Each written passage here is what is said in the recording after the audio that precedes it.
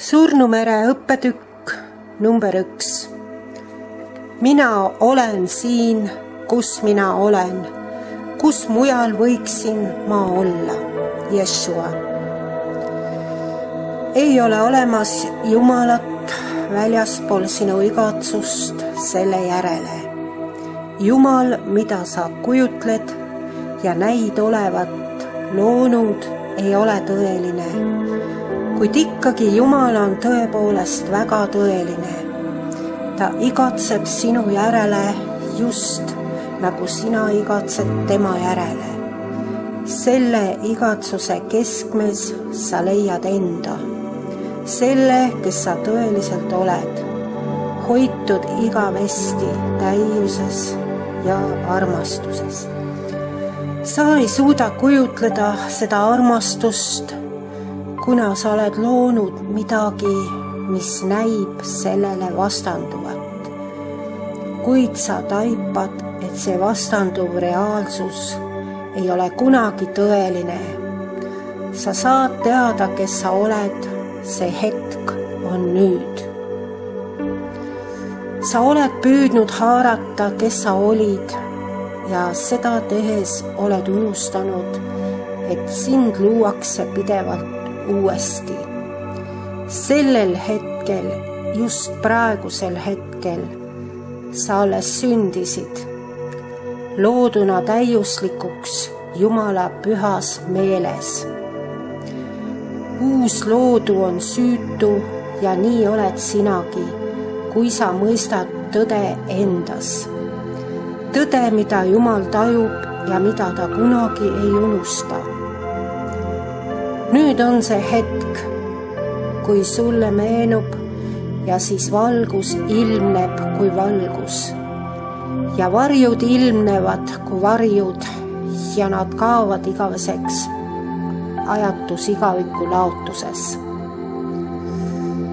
Lase oma iidolitel puruneda ja lahustuda. Jumal, mida sa näid tajuvat, on just selline iidol. Ning seni, kuni sa nõuad, et ta on tõeline, ei ole sa võimeline nägema Jumalat. Sind nähakse praegusel hetkel ja ikkagi sa oled valinud olla pime, täiusliku nägemise asemel. Ja nii ei saa sa tagastada kingitust, mida Jumal sinule annab.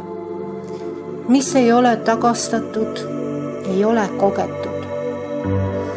Ja nii möödub Jumala kingitus sinu teadlikkusest nagu pilv tühjast taevas.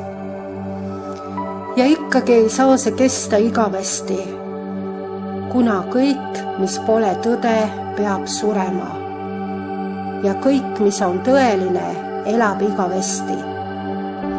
Sina oled tõeline ja nii on surm illusioon. Mis on äsja sündinud, ei saa surra, kuna selline on leping, mille Jumal tegi sinuga enne, kui aeg algas. Iidne üks on täielik ja kohal praegu. Sa oled tulnud tõestama, et see on tõde ning täitma püha seadust. Messias on kodus nüüd ja sina oled see. Ei ole mingit põhjust enam oodata, kuna sa oled lõpuks tulnud.